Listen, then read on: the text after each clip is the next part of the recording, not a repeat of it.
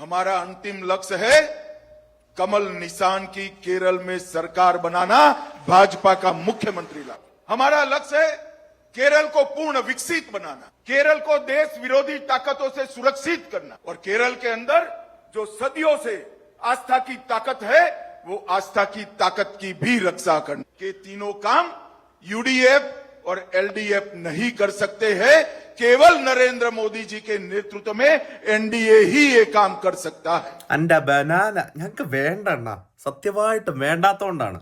ഞങ്ങൾക്ക് അത്രയും വലിയൊരു വികസനം ഒന്നും താങ്ങാനുള്ള ശേഷിയില്ല. ഞങ്ങൾ കേരളത്തിലുള്ളവർ സമാധാനപരമായിട്ട് ഇഷ്ടമുള്ള ആഹാരങ്ങളെല്ലാം കഴിച്ച്, ഇഷ്ടമുള്ള വിശ്വാസങ്ങളിൽ ജീവിച്ച്, ഇഷ്ടമുള്ള വസ്ത്രങ്ങൾ ധരിച്ച് മര്യാദയ്ക്ക് നന്നായിട്ടാണ് ജീവിച്ചു പോകുന്നത്. ഇനി ഇതിലും കൂടുതലായിട്ട് BJP ഭരിക്കുന്ന സംസ്ഥാനങ്ങളിലെ വികസനമൊന്നും ഞങ്ങൾക്ക് കൊണ്ട് തരല്ലേ അണ്ണാ. ആ പാവ ആം ആദ്മിയുടെ കയ്യിലിരുന്ന ഡൽഹി നിങ്ങൾ ഈ വികസനം കാണിക്കാനായിട്ട് കൊണ്ടുപോയിട്ട് ഇപ്പൊ അവിടെ ജനിച്ചു വീഴുന്ന ഒരു കുഞ്ഞ് 10-40 സിഗരറ്റ് ഒരു നിമിഷത്തിൽ വലിക്കുന്ന അത്രയും പുകയാ വലിച്ചകത്തോട്ട് കയറ്റിക്കൊണ്ടിരിക്കുന്നത്. എന്നിട്ട് എന്നതാ കാണിച്ചേ? AQI എന്ന് പറയുന്നത് AIQ എന്ന് പറയുന്ന മുഖ്യമന്ത്രി, സെന്റിമീറ്റർ കണക്കിന് AQI അളന്നെടുക്കാമെന്ന് പറഞ്ഞിരിക്കുന്ന ഒരു മുഖ്യമന്ത്രി, അവിടെയുള്ള ആളുകൾ ഏറ്റവും കൂടുതൽ കഴിച്ചുവരുന്ന തന്തൂരി വിഭവങ്ങളെല്ലാം നിർത്തലാക്കി.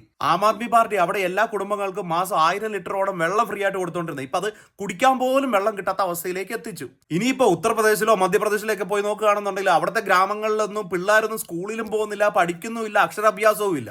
അതുകൊണ്ടൊക്കെയാ നിങ്ങൾ ജയിച്ചു പോകുന്നത്. അത് നിൽക്കട്ടെ, കഴിഞ്ഞ 10 വർഷത്തിനകത്ത് 10,000 സ്കൂളുകളാണ് നിങ്ങൾ ഭരിക്കുന്ന സംസ്ഥാനങ്ങളിൽ പൂട്ടിപ്പോയത്. അതുകൊണ്ട് തന്നെ പറഞ്ഞത് പിള്ളേർക്ക് അക്ഷരാഭ്യാസം കിട്ടിക്കഴിഞ്ഞാൽ നിങ്ങളുടെ ഉടായ്പകൾ മനസ്സിലാക്കുന്നുള്ളത് കൊണ്ട് നിങ്ങൾ സ്കൂൾ പൂട്ടും. ഇനിതേ ഈ താഴത്തെ ഫോട്ടോയിൽ കാണുന്നത് മുഴുവൻ കൊച്ചു കുട്ടികളെ പോലും പീഡിപ്പിച്ച് ജയിലിൽ കിടന്നവന്മാരെ താലപ്പൊലിയായിട്ട് കൊണ്ടുവന്ന് നിങ്ങളുടെ കൂട്ടത്തിൽ തന്നെ നിർത്തി ജയിപ്പിച്ച ആളുകളൊക്കെയായി താഴെ കാണുന്നത്. അപ്പൊ ഇതുപോലെയുള്ള കൂടിയ വികസനം ഒന്നും ഞങ്ങൾക്ക് കൊണ്ട് തരല്ലേ, താങ്ങത്തില്ല, സഹിക്കാൻ പറ്റാത്തതുകൊണ്ടാ.